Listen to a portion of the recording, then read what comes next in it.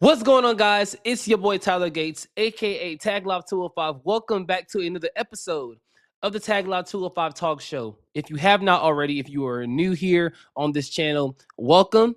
Subscribe, like, comment, and share all of these videos that I have. And let's get down into it. This episode is clearly one of my favorites to do when it is talking about my favorite football team, the Atlanta Falcons. They just hired not just any GM. They hired a football savant. They hired somebody who has sat behind some of the greatest in this era, even some of the greatest of all time in Ozzie Newsome. They've even pictured him as this football mind that you just can't take away from the field. They have categorized him as somebody who wants a direction. And that is what Falcons fans are asking for. All we are asking for is a new direction. This isn't just a splash hire. This is a substantial hire. This is a franchise-changing hire. This is a division-changing hire. I'm going as far as to say that. The Falcons hired Ian Cunningham as the general manager from the Chicago Bears. And I'm going to tell you how important this hire is to the franchise. This is the most important hire in the front office since Thomas Dimitroff.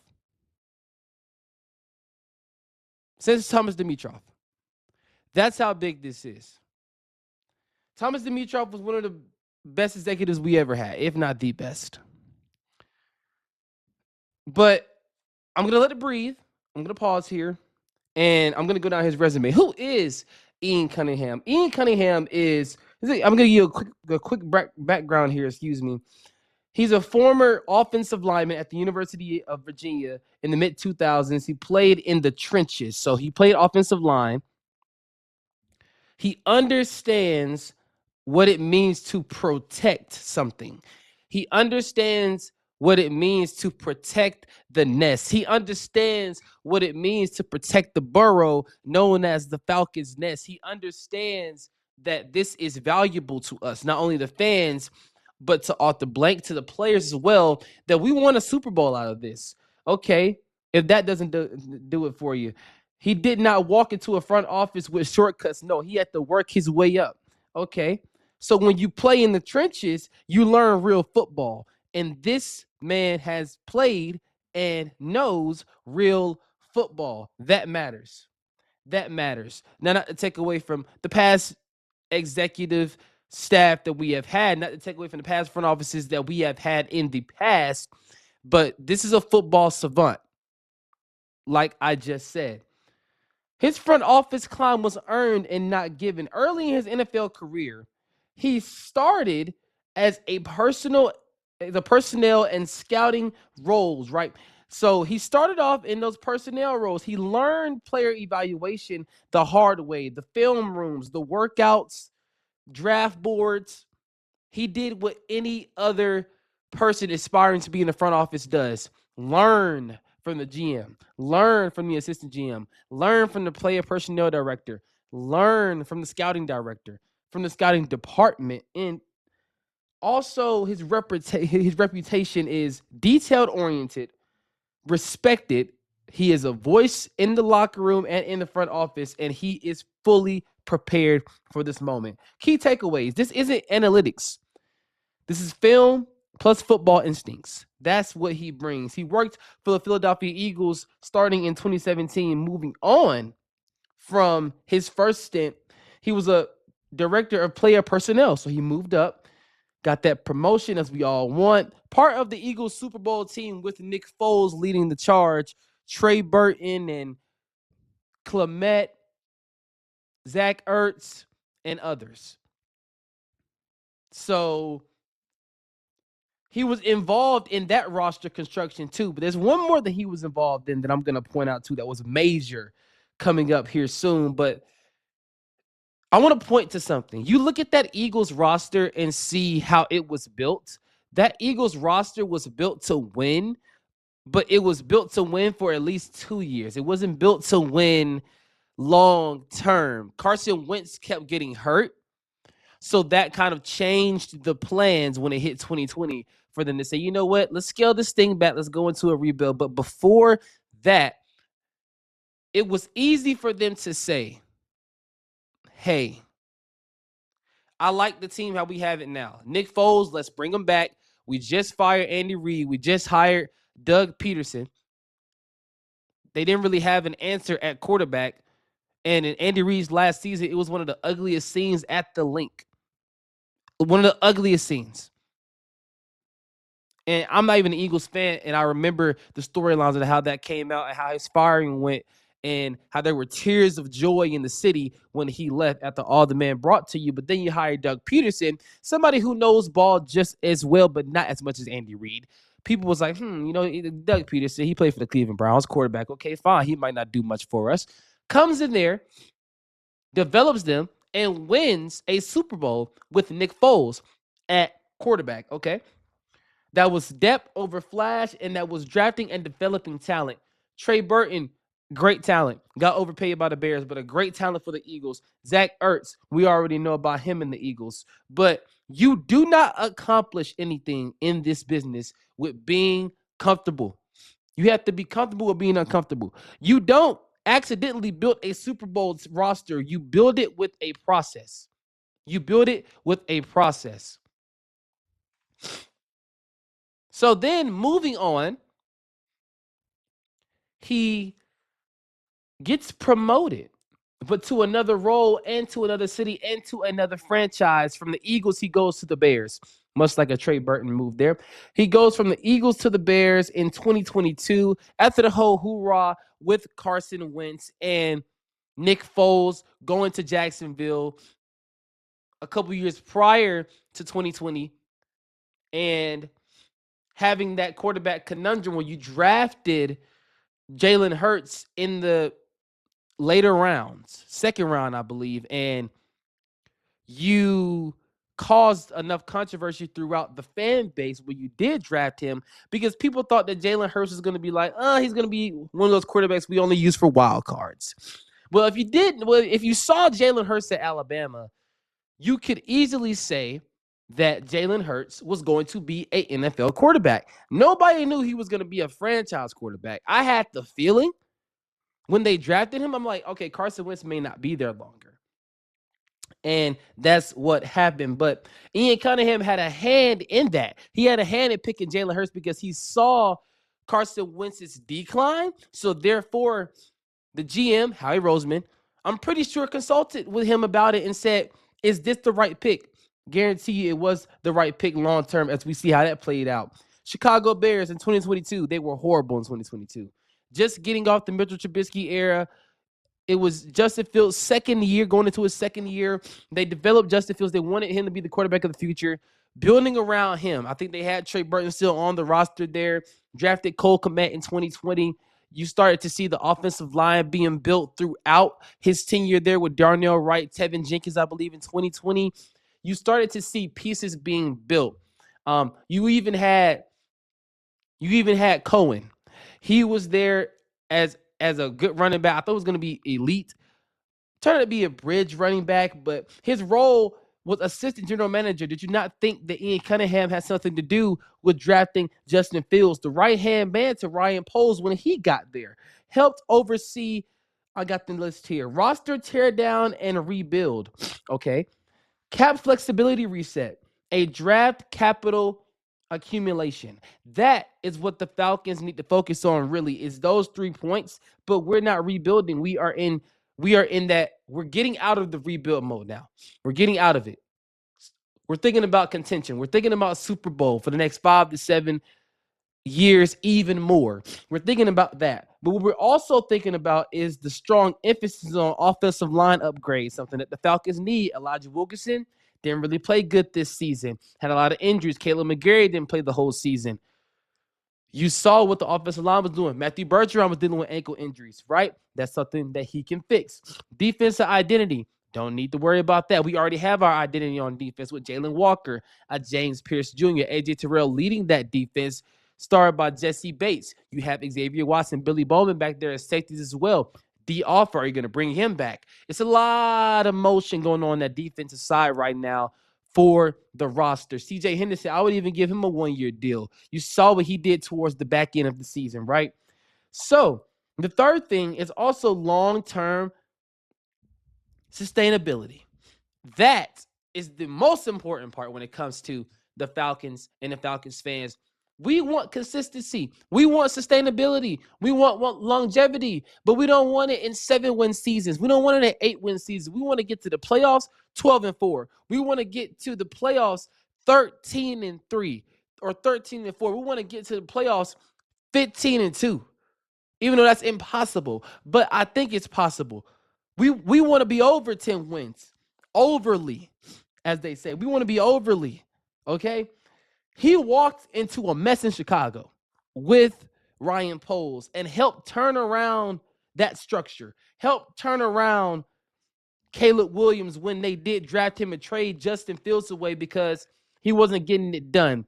He helped bring DJ Moore, that fleece of a trade, the Bryce Young trade. If you don't remember the Bryce Young trade, he helped do that. Why does this mean so much for the Falcons? I think that one trade doesn't enough for me. He was a part of that. I know Ryan Poles has his fingerprints all over it, but Ian Cunningham was the mastermind behind it. The identity shift. This identity is about to shift, if it hasn't already, inside of that building in Flowery Branch, Georgia. Expect a physical brand of football if we have not already been playing it. Expect the trenches to be the most important part. Got to get Drake London and Kyle Pitts involved. The lines of scrimmage has to be priority number one if you're going to bring back Tyler Algier, which I think you should. Running the football with Bijan Robinson and Tyler Algier needs to be a priority. No more half measurements at quarterback. We have our quarterback of the future in Michael Penix Jr. We have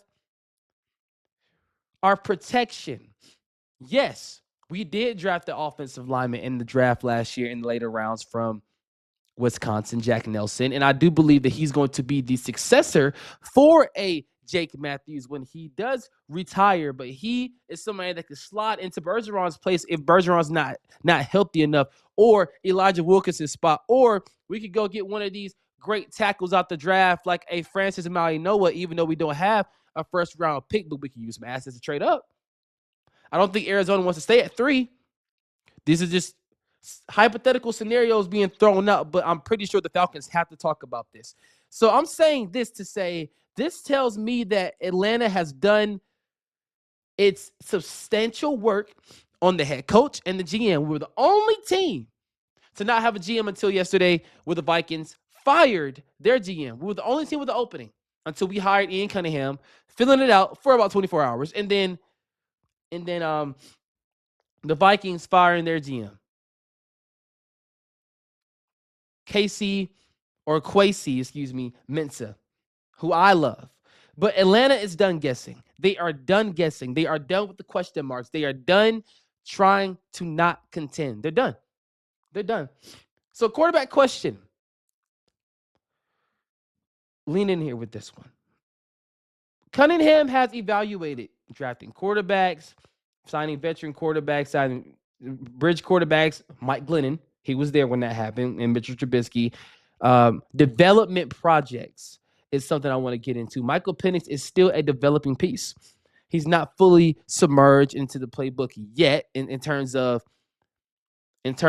how we see him with the full playbook. They didn't want to rush him back for week 1, even though Michael Penix wants to be on the field for week 1. Kirk Cousins likely to be released. So how are we going to look at a bridge quarterback? What bridge quarterback could we bring in? I mean, I've heard rumblings of Tyrod Taylor. I don't think Malik Willis is a bridge quarterback. I believe he's going to go to the Dolphins and be an intricate piece of their next era. I don't even see Aaron Rodgers wanting to come here. You have so many bridge quarterbacks options I can't even think of right now. You don't want to rush the pick of the draft. I don't think you're going to draft another quarterback, but you don't want to rush any picks this year in the draft. You don't want to rush free agency. You want to let the game come to you. You also want to not be so indecisive when it comes to this offseason. Stephen A. said something about being the scapegoat on First Take a couple of episodes ago. We have been victims of a lot of scapegoats within the Falcons organization and not enough accountability. That is what Kevin Stefanski is bringing, accountability. That is what Ian Cunningham is bringing, accountability. The Falcons have talent, but talent without direction is irrelevant. We are tired of being irrelevant, but we are tired of the accountability not being held up. We are tired of people not showing accountability and blaming it on somebody else and throwing it under the rug. We are tired of scapegoats. We need accountability on all fours, on all levels. Why is this hire deserve praise? Before I close this out, he's young. He's a modern football mind. He is balanced in his philosophy, but his analytics and the people he knows in the game of football, that comes with a winning culture. And it comes from winning cultures. The Eagles, a winning culture. The Bears, starting to be a winning culture. He had a hand in hiring Ben Johnson, a winning coach. He had a hand in the Mike Eberflus. Mike Eberflus, before Mike Eberflus kind of gave out on the Chicago Bears. At the time, it was an okay hire, right? But come closer, though, because this is the kind of hire that smart franchises make before they win.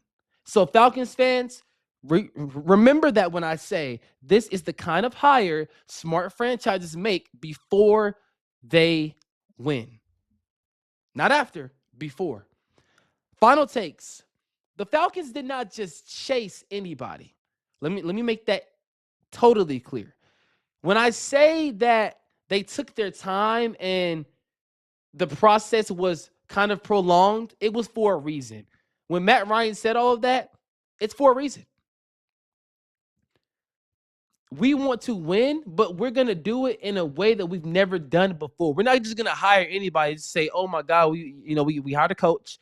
They hired a GM. No, we're going to take our time. If they want to find us, they can find us. We're going to take our time and we're going to find our guy and make sure that our guy is not trying to sabotage us, is not trying to trade away draft capital that we need, also trying to cause situations that don't need causing situations that don't need to be in the building, having people that don't need to be in the building, getting rid of the smell, getting rid of the dirt, getting rid of the mess in the locker room. If there is a mess, I don't believe there's a mess, but you gotta get the point. There is a real direction. There is a real plan. There is real stability. They chased competence, not incompetence, competence. And Ian Cunningham gives Atlanta all of it. All of it. So, Atlanta fans, this is not flashy. This is better. This is not flashy. This is better. We want to simply be better. That's what this is. So, if you enjoyed this episode, remember, subscribe, like, comment, and share this video. I'm glad about this hire. I'm excited about it. September cannot come soon enough. Obviously, the new uniforms for the Atlanta Falcons will debut this April.